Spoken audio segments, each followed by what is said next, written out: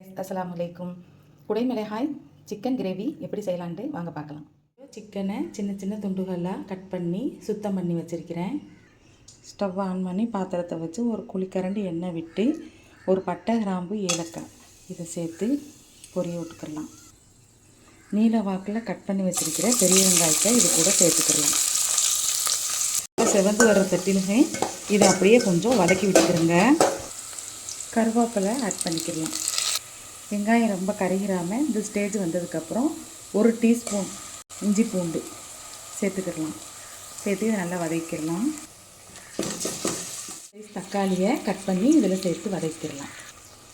தக்காளி வதங்கினதும் 1 table spoon Kashmir மிளகாவை சேர்த்துக்கிடலாம்.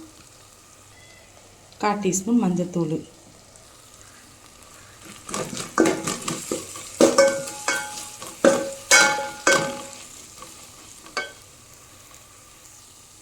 கொஞ்சமாக புதினா மல்லி சேர்த்துக்கிடலாம்.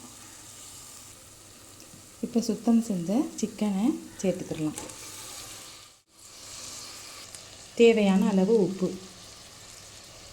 சோம்புத்தூள் 1/2 ஸ்பூன், ஜீரகத்தூள் 1/2 ஸ்பூன் போட்டு இந்த சிக்கனோட நல்லா மிக்ஸ் பண்ணி வதக்கிக்கிடலாம்.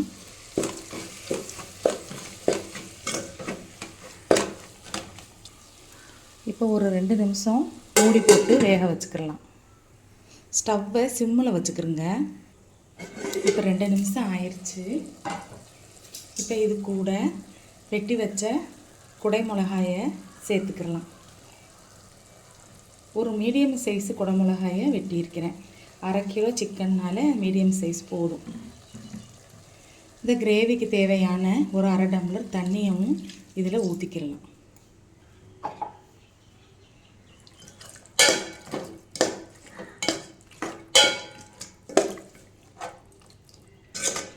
சிக்கன் வேகிறது வரைக்கும் கொஞ்சம் வேக வச்சுக்கிடலாம். இப்போ 5 நிமிஷம் இதை வேக வச்சுக்கிடலாம். மிதமான தீயிலேயே வேக வைங்க. கிரேவினால் குழம்புனா தண்ணி இறுக்கி அடிப்பிடிக்காது ஸ்பீடாக வச்சாலும். ஒரு 5 நிமிஷம் வேகட்டும். இப்போ சிக்கனும் குடைமிளகாயும் நல்லா வெந்துருச்சு.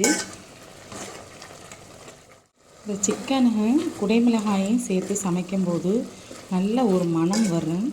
டேஸ்ட்டும் ரொம்ப சூப்பராக இருக்கும். நீங்களும் உங்கள் வீட்டில் இந்த மாதிரி செஞ்சு கொடுங்க. இப்போ இது கூட கொஞ்சமாக பெப்பர் பொடி ஆட் பண்ணிக்கலாம்.